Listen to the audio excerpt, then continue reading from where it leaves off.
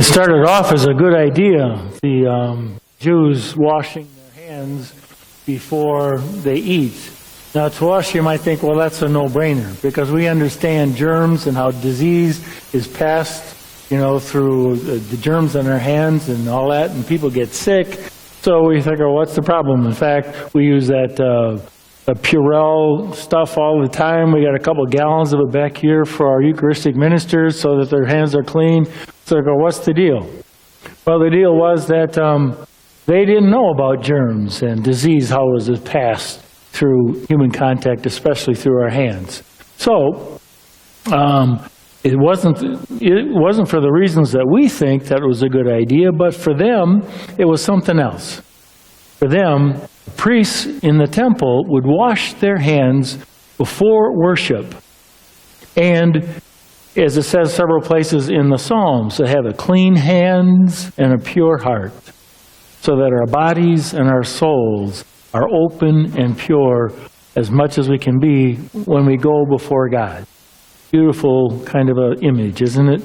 Clean hands, pure hearts, body and soul together, open before God. So what they did was they took this practice, which is going on in the temple, and took that sacred practice into their homes so that in their daily life they could do what was sacred in their own home. So that was a good thing. And we do that ourselves today. We've got crosses that we hang in our homes. Some people have statues that are around. I've got a few. And some people that I know have like a prayer corner with making an image, and that's the place where they go to pray, in their homes. And so it's a good thing to have that. And I suspect, that the laws that the Jews are talking about in the gospel, I suspect most laws, at least the majority of them, are for our good. Do you agree with that? It's not good to drive 90 miles an hour down Portland, so we have a 35 mile an hour speed limit so people don't go over 45. All right. That's how it goes. All right. So the majority of our laws are good. I can think of many that aren't, but I think most of them are good. But the problem is here that the law became an empty ritual. They were going through the motions. Wash your hands before you do anything. Wash your hands before you eat. They're going through the motions without purifying their hearts at the same time. Now that's a far cry from what Moses was talking about in the law, in the book of Deuteronomy in our first reading, where Moses says, "Now Israel, hear the statutes and decrees that I am teaching you to observe, that you may live." Even a good thing can sometimes kill when the purpose is forgotten. The purpose of God's law was to give us a way to live which will enliven us and lead us on a way in which we're not destroying ourselves. And that's why Jesus' response to the Pharisees was so strong.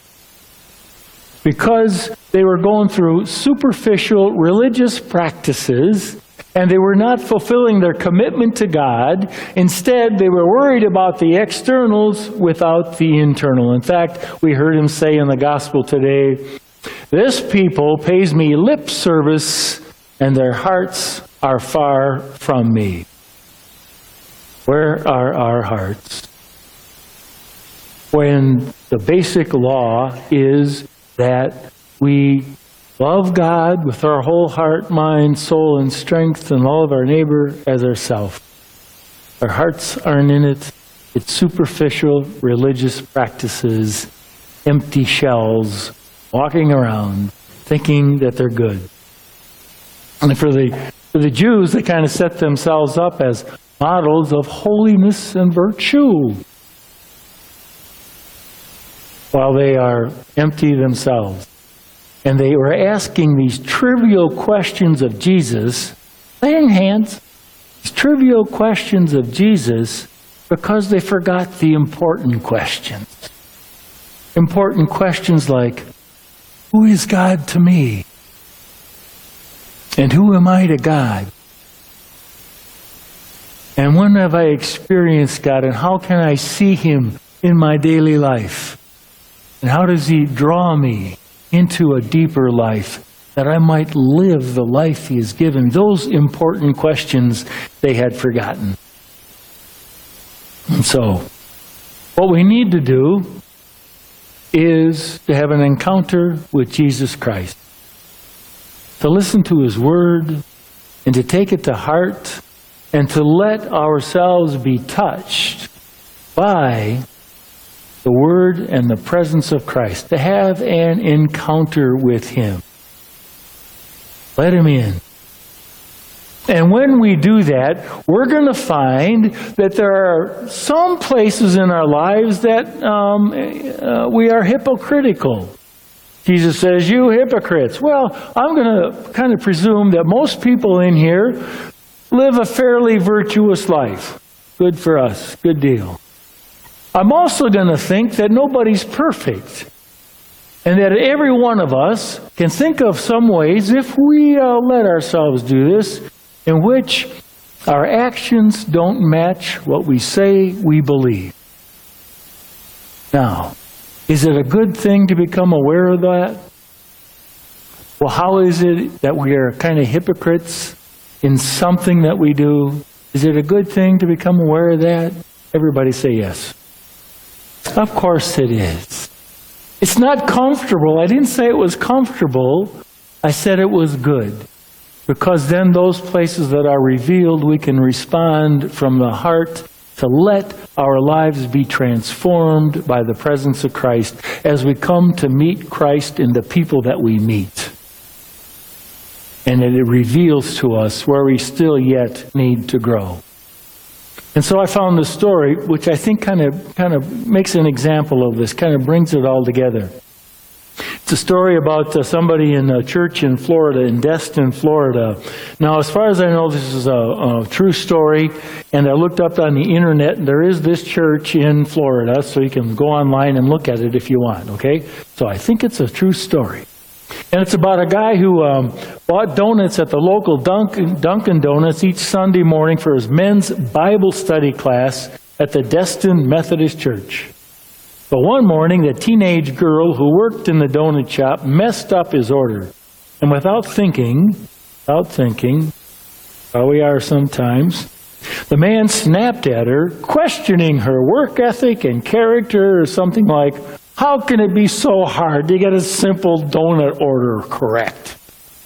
And how hard it is to find quality employees anymore." He barely noticed as the young girl's lip began to quiver and the tear trickled down her cheek, for the fact that she was about 6 months pregnant.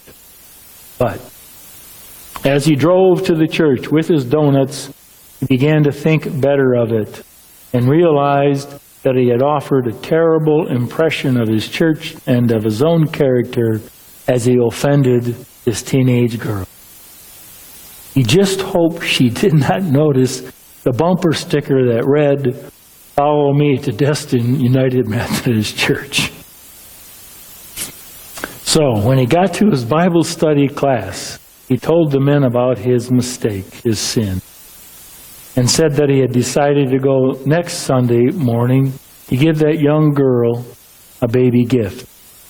It was an act of repentance, to be sure, but also the realization that this young pregnant teenager might be frightened out of her mind, trying to figure out how to provide for this new life growing within her.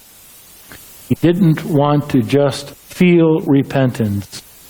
He wanted to act on it. So, he invited the other men to join him if they wanted.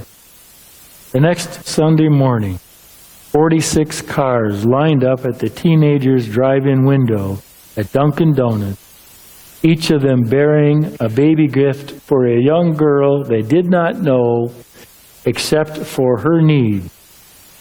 One by one, the cars filed by, emptying their treasures like magi at the feet of another young maid with child.